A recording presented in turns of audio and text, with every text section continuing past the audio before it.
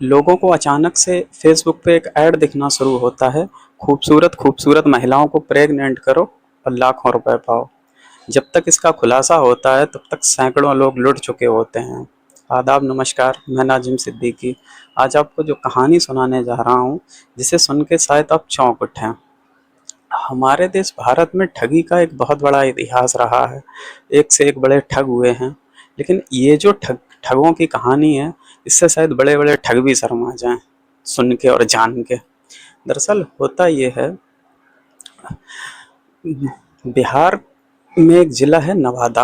वहाँ का रहने वाला एक लड़का, मुन्ना जिसका नाम होता है, वो रोजी रोटी की तलाश में निकलता है और पहुँचता है राजस्थान। राजस्थान में एक ज़िला है मेवाड़। वहाँ जाके वो नौकरी करता है 3-4 साल।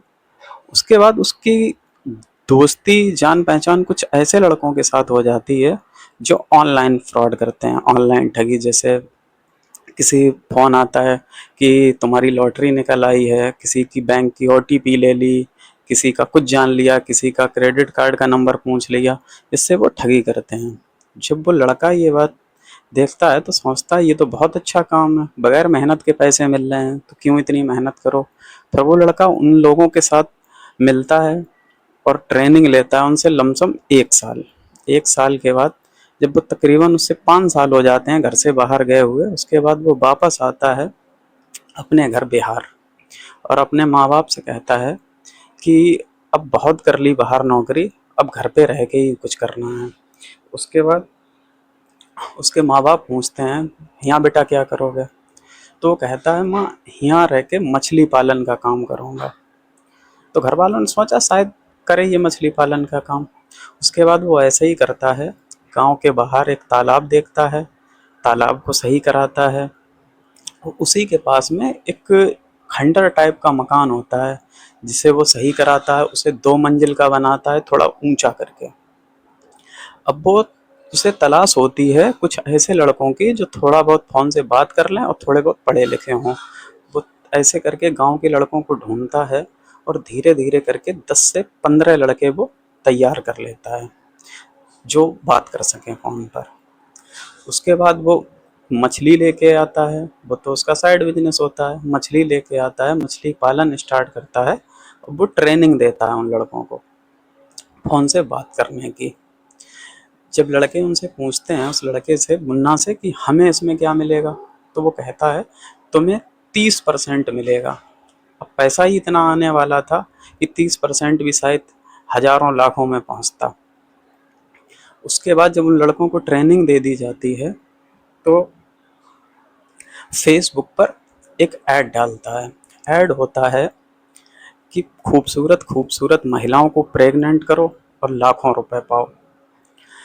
साथ में बाकायदा अपनी फ़ोटो डालता है आर्मी की ड्रेस में, जिससे ये लगे कि ये कोई सरकारी संस्था है। जब लोगों के पास ऐड जाता है, वो देखते हैं कि खूबसूरत खूबसूरत महिलाओं को प्रेग्नेंट करो और पैसे भी मिलेंगे, तो लोग इसमें दिलचस्पी लेने लगते हैं।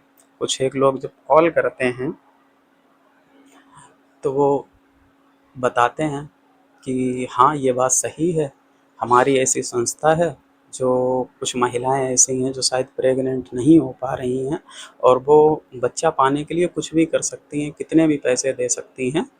तो तुम्हें उन महिलाओं को प्रेग्नेंट करना होगा और इसके लिए बाकायदा एक फॉर्म भरा जाएगा जिसमें ये बात लिखित में होगी कि कल को अगर बच्चा हो जाए तो तुम्हारा उस बच्चे पर कानूनी कोई अधिकार नहीं होगा।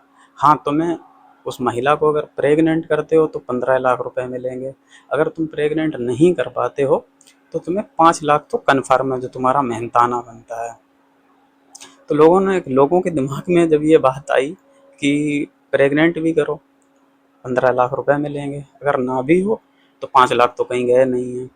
ये डेडली कॉम्बिनेशन बन जाता है, पैसा प्लस हवस का, दोनों चीज़ें मिल रही थी एक ही केस में। उसके बाद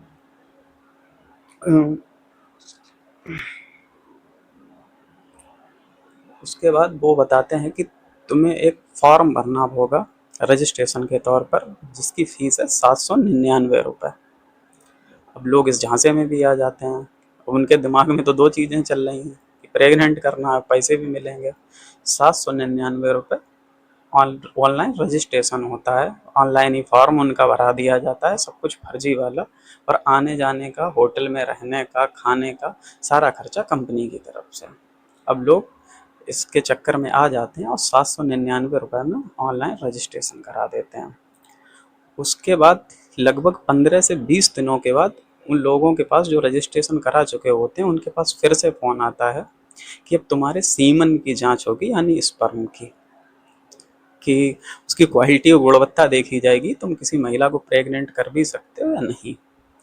तो लोग इस झांसे में भी आ जाते हैं और सोचते हैं जाहिर सी बात, ये तो सही है, अगर हमारे अंदर कोई कमी निकली है तो शायद हम इस नौकरी के लिए नहीं सही हैं। तो लोग उसके लिए भी तैयार हो जाते हैं। उसकी फीस रखी जाती है लगभग 1600 रुपये। लोग वो भी दे देते हैं, 1600 रुपये दे देते हैं। उसके बाद कुछ दिनों के बाद उन लोगों के पास एक मैसेज आता है और मैसेज में पैसे दिखते हैं 4,70,000, 4,80,000, 4,72,000।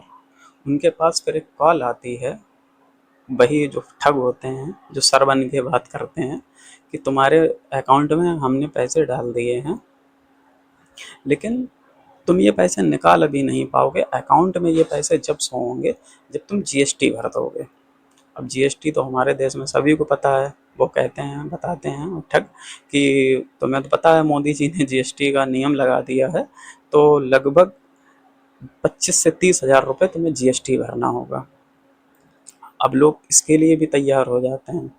उनके दिमाग में तो बस दो ही बातें चल रही होती हैं, या तो प्रेग्नेंट करो और पैसे पाओ, डेडली कॉम्बिनेशन मिलते हैं दोनों।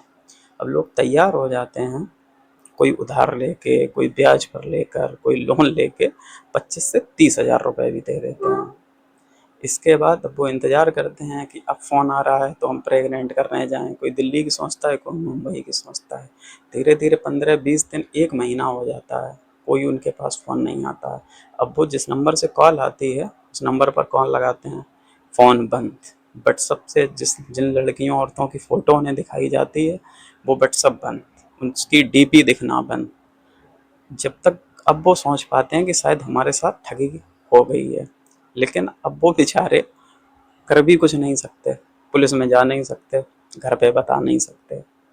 घर पे बताएं तो शायद बहू और मारे कि प्रेग्नेंट करने जाओगे पराई औरत को। अब उनका ये सिलसिला चलता रहता है। तभी ये ऐड फेसबुक पे एक इंसान देखता है कि ये कैसी नौकरी है, ऑल इंडिया प्रेग्नेंट जॉब। धीरे धीरे ये कानाफूसी होते होते पहुंच जाती है पुलिस के कुछ सिपाहियों तक, कि ऐसे ऐसे एक एड दिखता है जिसपे लोगों को आकर्षित करते हैं कि लोग, औरतों, लेडीज़ों को प्रेग्नेंट करना है। तभी उसी गांव का एक लड़का देखता है, आदमी देखता है कि मछली पालन तो होती है तालाब में, लेकिन ये जो लड़के हैं 8 से 10 2 मंजिल ऊपर चढ़े रहते हैं और इनके हाथ में अक्सर फ़ोन होता है, ये बात करते रहते हैं। अब मछली तो बात करेगी नहीं फ़ोन से। वो चला जाता है थाने में, वो वहाँ जाके बताता है कि हमारे गांव में कुछ लड़के हैं जो मछली पालन के नाम पर पूरे पूरे दिन बात करते रहते हैं छत पे। जब पुलिस वहाँ जाकर छापा मारती है तो लगभग 8 लड़के वहाँ से पकड़े जाते हैं। उन कमरों में से बहुत सारे लैपटॉप, सिम, मोबाइल मिलते हैं। पुलिस उन्हें जब्त करती है, उन लड़कों को लेके थाने में आ जाती है। अब वो डंडे के दम पर जुर्म तो अपना कबूल कर लेते हैं, लेकिन पुलिस के सामने सबसे बड़ी दुविधा ये होती है, कोई कंप्लेंट करने वाला नहीं होता है। शर्म की वजह से लोग नहीं आते हैं सामने कि किसी को बताएंगे तो लोग हमारी जगह से आई होगी कि औरतों, लेडीज़ों को प्रेग्नेंट करने जा रहे थे। इसके बाद पुलिस कुछ लोगों को कॉन्फिडेंस में लेती है, उन्हें भरोसा दिलाती है कि तुम्हारा नाम बाहर नहीं आएगा। तब एक आध लोग सामने आता है और कंप्लेंट दर्ज कराता है। वो ठग भी इतने होशियार थे, जो पैसा लेते थे वो बिहार के अकाउंट में नहीं लेते थे, वो लेते थे राजस्थान के अकाउंट में। जब ये 8 लड़के पकड़ गए उसके बाद भी ये ग्रुप नहीं बंद हुआ है, ये चलता रहता है।